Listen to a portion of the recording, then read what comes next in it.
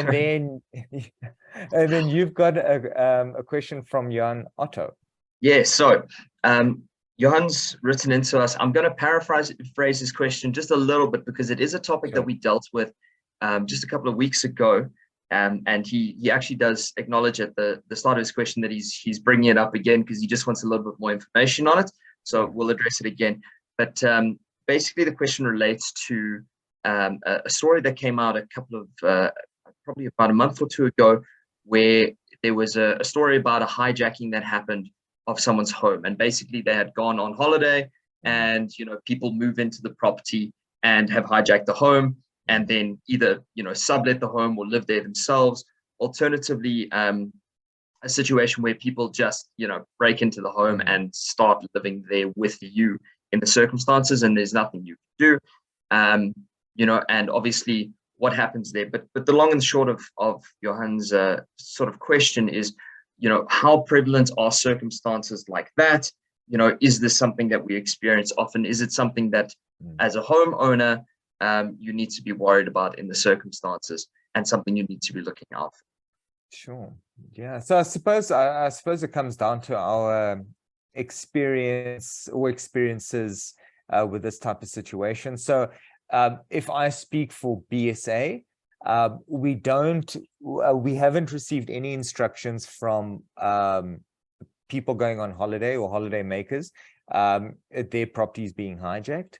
So, and this comes from like having quite a big chunk of evictions as our core business. I haven't received any instructions on short holidays. I have, I think, once or twice seen instructions where a person has almost semigrated, if you want to say it like that, where they abroad for 6 months of the year or something along those lines. I think that consistent quietness in that property may sometimes lead to break-ins. More prevalent when it comes to agricultural land and farming areas, I think, with these big fields and things like that. I think they just see the opportunity where it's very quiet. We can just go in, not even take over your house, but just set up stuff, and then you get there and suddenly you find that certain rooms have been taken over, or certain cottages, or whatever the fact is. Those are very long, longer term than your I'm gone for a week and somebody suddenly moved in. Definitely have not seen short term, I've gone for shopping and somebody's moved into my property. I haven't seen that at all. So if purely on frequency, I would say that the shorter periods aren't being experienced. I'm not saying it can't happen, and I'm not saying there's no recourse. This isn't, I'm not addressing recourse yet, but frequency, BSA, a short term, nothing. Yeah, I got to say from our side as well, SSLR, I'm in a similar position. I've seen more, I've seen more holiday makers that I had to eject from their hotel rooms than I've seen people move into people's houses while they're on holiday. So, from our experience, no, this is not something that's prevalent. It's not something that you should, concern yourself with now that December's coming. You're going away for 2 weeks, so you're going to lose your house. No, I don't think that's a thing. Again, I want to, sort of reflect on what you said there. It's not impossible that this happens, but it can happen in certain circumstances where a house has been abandoned for X period of time. And certainly, sort of in a city settings where there are buildings that have been, completely taken over, that does happen. But on an individual level, on a one-person house level, I've never seen one come across my desk. Absolutely. And then maybe just to kind of wrap it up from my side, happy with the recourse that is available should it happen. Because remember, you are in possession.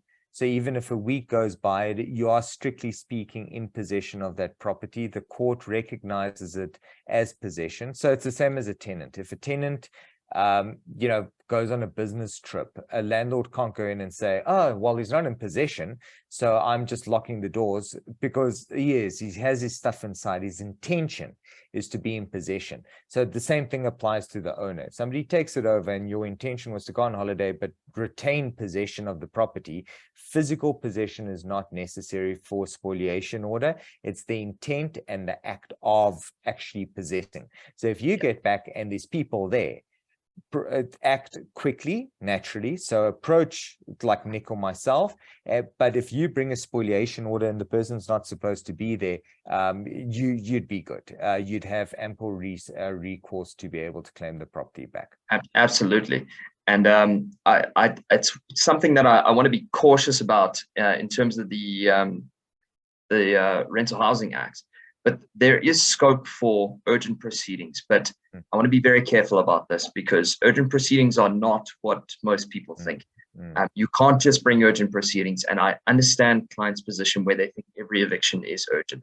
It's not. Unfortunately, the courts are, look carefully at these things. And the reason that we have an act is the court wants to look at all relevant circumstances. However, if you were in a position where, someone tried to move in while you were sitting there in your living room, and they, come in and put their bag down and say, I'm moving in here now. The Act does have provisions for urgent proceedings, which you can bring in court. Similar to a spoliation order, you could be in front of court in, a matter of days or hours, depending on the circumstances. But I want to stress, you have to have very, very good circumstances for a court to make such an order. Sure, but absolutely. The point I'm trying to make is the law does recognize that there are certain circumstances where urgent eviction proceedings may be necessary. And it's possible to do that, but something like that has to be done in very close consultation with your attorney, because 99.999% of your evictions are not going to meet that standard. You're going to have that 1 in a million, sort of case that would convince a court, yes, we have to have this on a very urgent scale. Yeah. And look, it's possible that circumstances like this may meet that criterion. Like Nick said, I mean, there's urgent eviction proceedings in terms of PI. There's obviously spoliation. I'm not even going to get into a conversation of a counter spoliation and what would be permissible. So all we're saying is don't panic. We already mentioned 3 different things that could potentially be done, but because again, this isn't prevalent and doesn't happen frequently, you're not going to find a lot of case law on it. And us as lawyers look at history and say, well, the courts have always treated it in X fashion, so we know that this is what we can do, and we know that this is an uphill battle. Because this is relatively a new scope, I would go so far as to say I'm confident that we'd be able to deal with it relatively quickly. But until we start seeing a bit more court cases justifying how that's supposed to look like, it would be a question of relying on your attorney to act in the right way and to apply his knowledge. And that's probably where a specialist attorney is probably going to come in a lot better than someone that a generalist, because we at least know where to look and how to move very quickly on very specific things.